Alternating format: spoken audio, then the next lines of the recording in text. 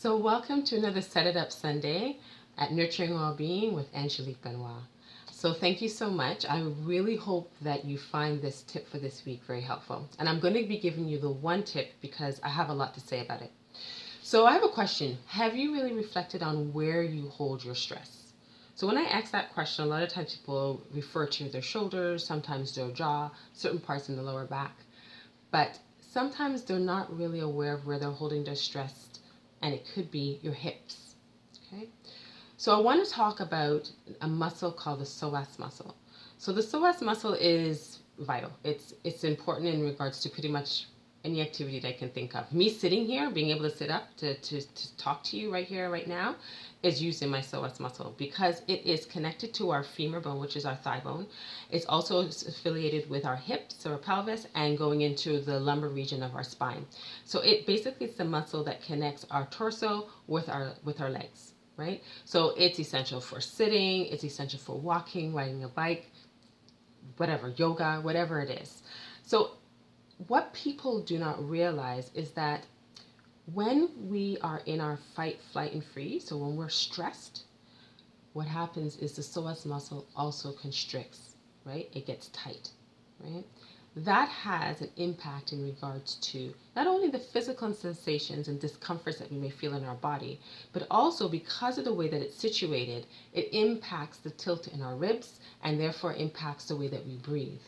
And that in itself has a ripple effect. So then, if we're not having our full range of breath, we're having less oxygen to our brain, and it causes and it can contribute to feelings of fatigue, right?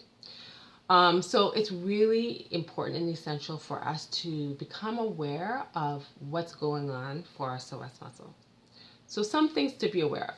Do you have pain in your lower back? Do your hips feel tight?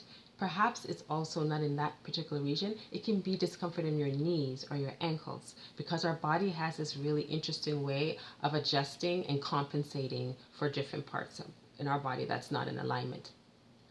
If that's the case, you then have to go and think about, is it an overuse of my psoas muscle, or if it's a situation where my psoas muscle now is really tight? And if it is, then stretching it would be an essential part of your self-care routine on a daily basis. Okay, so you may not be aware in regards to how to stretch your psoas muscle, and especially since a lot of us are working at home now, also not able to go to the gym and do certain things, we might notice that we're sitting a lot more than usual. We're doing things we're more just not as active as we used to be, where we will be able to kind of stretch out our psoas muscle by just moving around. So with that, you should be able to figure out, okay, what can I do first thing in the morning? What can I do in the middle of the day? What can I do in the evening? That's quick, fast, and effective. So I have a link below. So please don't hesitate to click on it, see if you can implement it in your weeks to come, and if that impacts not only how you physically feel, but also how you emotionally feel, because you might have more energy and get yourself out of that fight, flight, and freeze response a lot faster, because when you're able to breathe deeply, you tap into the parasympathetic nervous system, which is our rest and repair, which we all need. Okay, so I hope you found that helpful. I hope you actually not only find it helpful, but you actually try to implement and investigate how you can apply this new information to your life. Don't forget that self-care is the best care, and your time is now.